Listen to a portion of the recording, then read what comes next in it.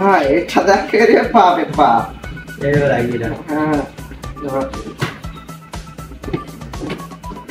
আবার এইটাতে বড় কমে যাবে রে কোথাও শালা খালা যাবে বসো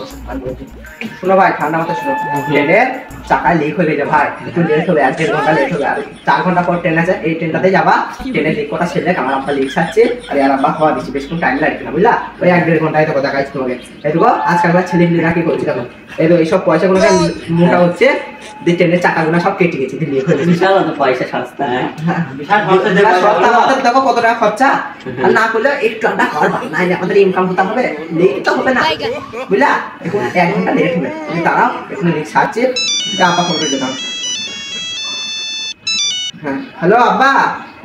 হ্যাঁ বলেন কি 30টা চাকা লিক হয়ে গেছে 30টা আর 20টা চাকা করে বাদ এ বাপ রে বাপ আমরা যাবো এক্ষুনি ঠিক গেছি রাখেন হ্যাঁ ভাই এটা ভালো ভাই এ ভাই শুনো বহুত চাকা লিক হয়ে গেছে ভাই আর 20টা চাকা তুমি তো শুনলা যাই বুঝলা রিক্সাতে আবার আসবে এখানে তারপর ছাড়বো বুঝলা আচ্ছা তুমি তোমাদের থাকো আচ্ছা